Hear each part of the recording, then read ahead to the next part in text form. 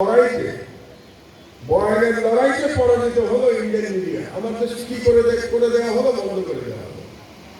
আমার দেশ 2013 সালে বন্ধ করে দেওয়া হলো, 11 বছর ধরে বন্ধ আছে।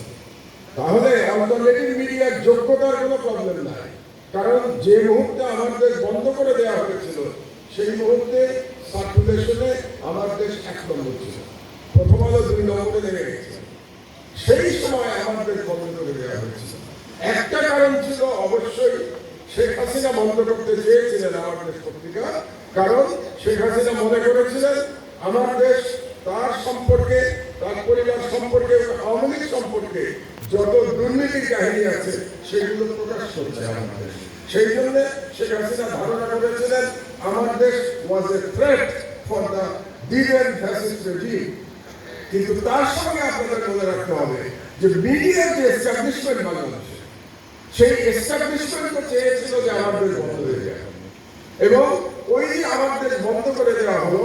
সেখানে entire media establishment of Bangladesh তারা সাপোর্ট করেছিল, তারা সমর্থন করেছিল আমার দেশ বন্ধ করে দিতে, কারণ তারা চায় নাই যে প্রো ইন্ডিয়ান মিডিয়ার বাইরে বাংলাদেশে কোনো মিডিয়া নিজের পায়ে দাঁড়ায়, এটা তারা চায়। আর আমরা কি বলি? আমরা বলি আমরা মিডিয়া বন্ধ চাই না, আমরা চাই আমরা আমাদের কথা বলবো, প্রো ইন্ডিয়ান মিডিয়া তাদের কথা বলুন, কোনো সমস্যা নাই। জনগণ ডিসাইড করবে যে কোনটা কারেক্ট, কোনটা দেশের জন্য কি বলবো দেশের সপক্ষে, আর কোনটা দেশের বিরুদ্ধে কাজ করছে। এটা নির্ধারণ করার দায়িত্ব আমি জনগণের উপরে, বিশেষত আমার সঙ্গে আজকে যারা আপনারা বসে আছেন, the young generation, the future of Bangladesh, তাদের উপরে আমি দিয়ে দিতে চাই। কাজে আমি চাই বাংলাদেশে আমার দেশে থাকবে, প্রথম আলো থাকবে, তারপরে জনগণ ডিসাইড করবে কোন পত্রিকা তারা রাখবে আর কোন পত্রিকা ছুঁড়ে ফেলে দেবে। কিন্তু দুর্ভাগ্যের বিষয় হলো এটা তো আমরা বলছি, কিন্তু আমাদের ক্ষেত্রে তারা কিন্তু এই ধরনের উদারতা কখনো দেখায়। তারা চেয়েছে শুধু আমরাই থাকবো, ভারতের বিরুদ্ধে কথা বললে এমন কোন মিডিয়া বাংলাদেশে টিকে থাকতে পারবে না, এটা হচ্ছে তাদের ইচ্ছা।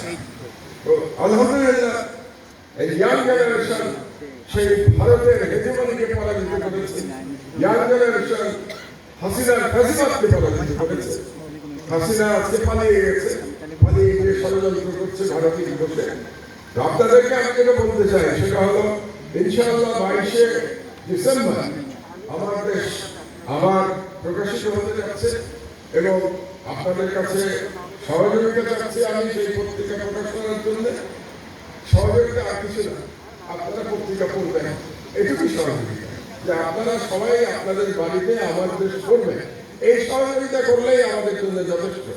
এবং আমি মনে করি যে আজকে যে ইয়াং জেনারেশন আমাদেরকে নতুন করে পথ দেখিয়েছে বাংলাদেশের জন্য, সেই ইয়াং জেনারেশনের হাতে বাংলাদেশের স্বাধীনতা নিরাপদ, এবং আমার দেশ সেই ইয়াং জেনারেশনের আকাঙ্ক্ষা পূরণ করবে, এই আশ্বাস আপনাদেরকে আমি দিতে পারি পত্রিকা সম্পাদক হিসেবে।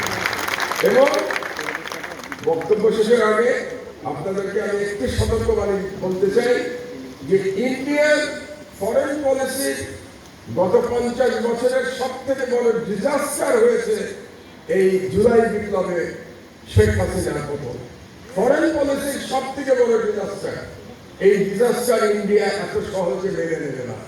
এই জন্য আমাদেরকে সতর্ক থাকতে হবে, এই জন্য আমাদেরকে ঐক্যবদ্ধ থাকতে হবে, এবং তারা যে মেনে নেবে না তার আমরা কাজকর্ম বাংলাদেশে প্রতিদিন দেখতে পাচ্ছি, একদিন না প্রতিদিন দেখতে পাচ্ছি।